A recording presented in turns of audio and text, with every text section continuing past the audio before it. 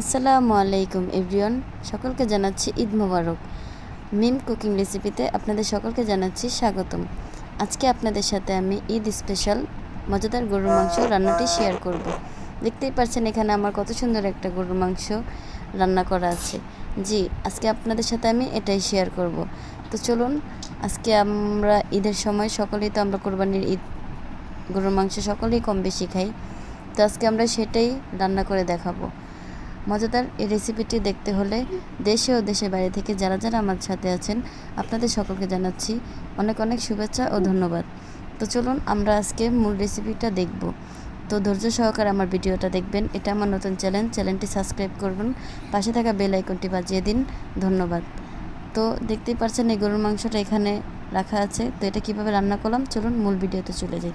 এখানে আমি একটা পাত্রে 2 কেজি পরিমাণ গরুর মাংস নিলাম। এখানে আমি আদা বাটা, রসুন বাটা, জিরা বাটা নিয়ে নিলাম। এখানে আমি দারচিনি, এলাচ এবং পরিমাণ মতো পেঁয়াজ কুচি নিয়ে নিলাম। এখানে আমি পরিমাণ মতো মশলাগুলো নিয়ে নিলাম। এখানে আমি একটা পাত্রের ভিতরে গরুর মাংসটার ভিতরে দারচিনি, এলাচ এবং পরিমাণ মতো পেঁয়াজ কুচিটা দিয়ে নিলাম। দেওয়ার পর এখানে আমি পরিমাণ মতো আগে থেকে বেটে রাখা আদা বাটা, রসুন বাটা এবং জিরা বাটাটা দিয়ে দেব। দিয়ে দেওয়ার পর এখানে আমি পরিমাণ মতো এক এক করে সবগুলো মশলা দিয়ে দেব। এখানে আমি লবণ দিচ্ছি পরিমাণ মতো, মরিচের গুঁড়া দিচ্ছি 2 চামচ,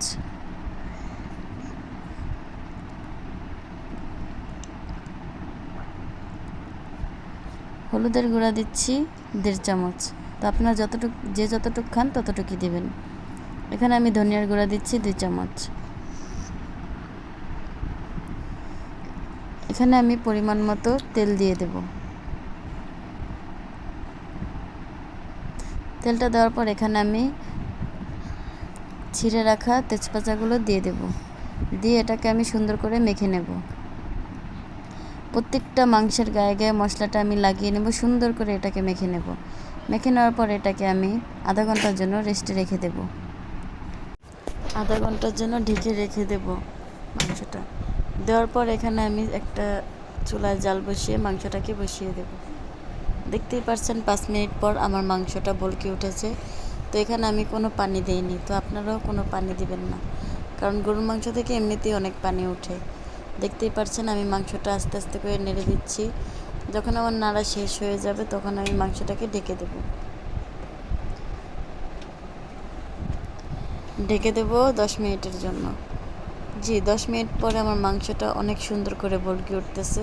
দেখতেই পারতেছেন এখানে কতটুকু পরিমাণ পানি উঠছে। তো আমি এখানে আলাদা করে কোনো পানি দিইনি। গরুর মাংস থেকে প্রথমে আমি বলছিলাম অনেক পানি ওঠে, দেখতেই পারছেন আপনাদের চোখের সামনে। তো এটাকে আমি আরেকটু নেড়ে দেব যাতে তলে লেগে না যায়। নেড়ে দেওয়ার পর এটাকে আমি আরেকটু পরিমাণ ঢেকে দেব। 5 মিনিট পর আমি ঢাকনাটাকে উঠিয়ে কাঁচামরিচগুলো দিয়ে দেব। কাঁচামরিচগুলো দেওয়ার পর আমি হালকা আরেকটা নাড়া দিয়ে দেব যাতে তলে না লেগে যায়। মাংসটা এখনই শুকিয়ে যাচ্ছে প্রায়। তো এটাকে একটু নেড়ে দিতে হবে। নাড়া হলে এটাকে আমি আরেকটু ঢেকে দেব 5 মিনিটের জন্য। দেখতেই পাচ্ছেন মাশাআল্লাহ আমার কত সুন্দর মাংসটা দেখতে হয়েছে। তো আমরা সবাই বাসায় ট্রাই করব, আপনারাও সকলে বাসায় ট্রাই করবেন। আর আমার এটা নতুন ভিডিও, তো আমার নতুন চ্যানেল, আমার আজকে গরুর মাংস রেসিপি ভিডিওটা দেখুন এবং আমার নিত্য নতুন ভিডিওগুলো পেতে চ্যানেলটিকে সাবস্ক্রাইব করুন, পাশে থাকা বেল আইকনটি বাজিয়ে দিন। পরিমাণ মতো ঝোল দিয়ে নেব। তো আপনারা যে যতটুকু পরিমাণ যদি ভাবেন মাংসটা ভুনা রান্না করবেন তাহলে হালকা একটু ঝোল দেবেন, আর যদি ঝোলের তরকারি রান্না করতে চান একটু বেশি তাহলে একটু বেশি পরিমাণ ঝোল দেবেন। তো আমি পরিমাণ মতো পানিটা দিয়ে আমি মাংসটাকে ঢেকে দিলাম। তো এখানে আমার মাংসটা বসিয়েছি প্রায় 50 মিনিটের মতো হয়ে গেছে। দেখতে পাচ্ছেন কত সুন্দর চারিদিক থেকে বলকে উঠছে।